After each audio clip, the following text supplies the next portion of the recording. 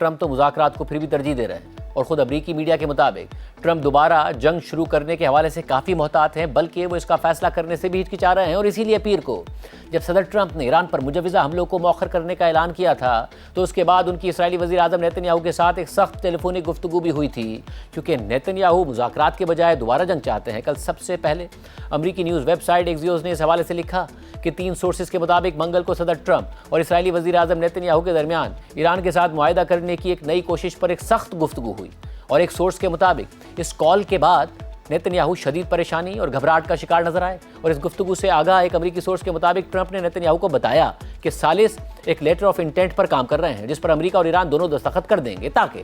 جنگ کو باضابطہ طور پر ختم کیا جا سکے اور 30 دن کے مذاکراتی دور کا آغاز کیا جا سکے، اور ان مذاکرات میں ایران کے جوہری پروگرام اور اسٹریٹ آف ہرمز کو کھولنے جیسے معاملات شامل ہوں گے۔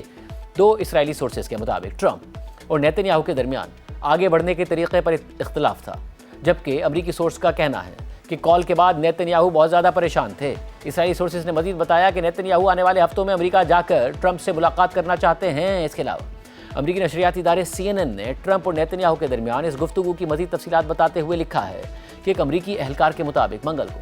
صدر ٹرمپ اور اسرائیلی وزیر اعظم نیتن یاہو کے درمیان ایک ٹینس گفتگو ہوئی، جس سے ظاہر ہوتا ہے کہ ایران کے ساتھ جنگ کے معاملے پر دونوں کے خیالات مختلف ہیں، اور یہ حالیہ دنوں میں ان دونوں کی پہلی گفتگو نہیں تھی۔ اس سے پہلے اتوار کو بھی دونوں رہنماؤں کی فون پر بات ہوئی تھی، اور ٹرمپ نے ممکنہ طور پر نیتن یاہو کو بتایا تھا کہ وہ اس ہفتے کے آغاز میں ایران پر نئے حملوں کا ارادہ رکھتے ہیں، لیکن نیتن یاہو سے اس پہلی گفتگو کے تقریباً 24 گھنٹے بعد صدر ٹرمپ نے اچانک اعلان کر دیا کہ وہ سعودی عرب، قطر اور متحدہ عرب امارات کے رہنماؤں کی درخواست پر ایران کے خلاف حملے کو روک رہے ہیں، جبکہ ایک امریکی اہلکار اور اس صورتحال سے واقف ایک شخص کے مطابق حالیہ دنوں میں خلیجی عرب ممالک امریکہ اور پاکستان کے ساتھ قریبی رابطے میں رہے ہیں تاکہ مزید مذاکرات کے لیے ایک فریم ورک تیار کیا جا سکے۔ اور کل صبح ٹرمپ نے معاہدے سے متعلق کہا تھا کہ ہم اس معاملے کے حتمی مراحل میں ہیں اور دیکھتے ہیں کہ آگے کیا ہوتا ہے، یا تو معاہدہ ہو جائے گا یا پھر ہم کچھ ایسے اقدامات کریں گے جو سخت ہوں گے، لیکن امید ہے کہ ایسا نہیں ہوگا۔ رپورٹ میں مزید لکھا ہے کہ ساری صورتحال میں ٹرمپ انتظامیہ کے حکام اور اسرائیلی سورسز کے مطابق ان مذاکرات کی وجہ سے اسرائیلی وزیر اعظم نیتن یاہو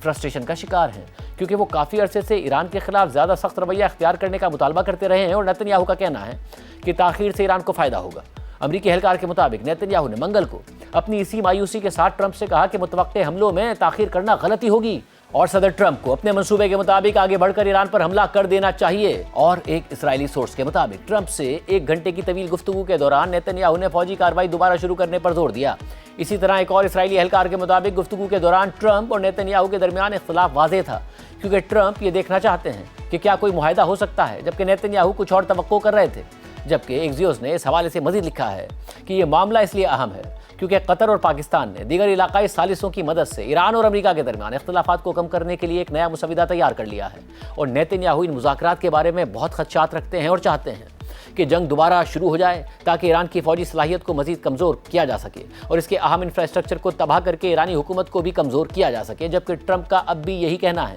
کہ ایک معاہدہ ہو سکتا ہے، لیکن اگر ایسا نہ ہوا تو وہ دوبارہ جنگ شروع کرنے کے لیے بھی تیار ہیں۔ ایسے میں ایران نے تصدیق کی ہے کہ وہ نئے تجویز کردہ مسودے کا جائزہ لے رہا ہے، لیکن ابھی تک اس نے اپنے موقف میں کسی نرمی کے آثار نہیں دکھائے ہیں۔ 3 سورسز کا اس حوالے سے کہنا ہے کہ پاکستان، قطر، سعودی عرب، ترکی اور مصر گزشتہ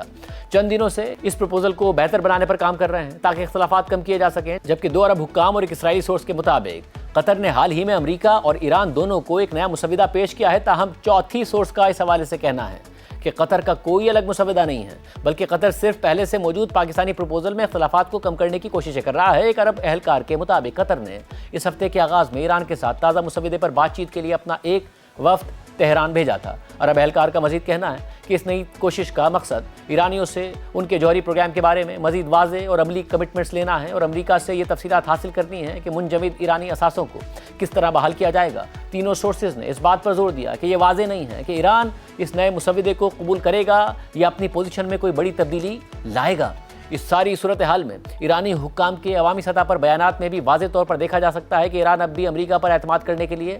تیار نہیں ہے۔ کل رات کو وزیر داخلہ محسن نقوی کی تہران میں موجودگی کے دوران ہی ایرانی صدر مسعود پزشکیان نے ایکس پر پوسٹ کرتے ہوئے لکھا کہ ایران نے ہمیشہ اپنی کمٹمنٹس پوری کی ہیں اور جنگ سے بچنے کے لیے ہر ممکن راستہ تلاش کیا ہے۔ ہماری طرف سے تمام راستے کھلے ہیں۔ دباؤ کے ذریعے ایران کو سرنڈر کرنے پر مجبور کرنا صرف ایک ایلوژن ہے۔ سفارتکاری میں باہمی احترام جنگ کے مقابلے میں کہیں زیادہ دانشمندانہ، محفوظ اور پائیدار ہوتا ہے۔ اس سے پہلے کل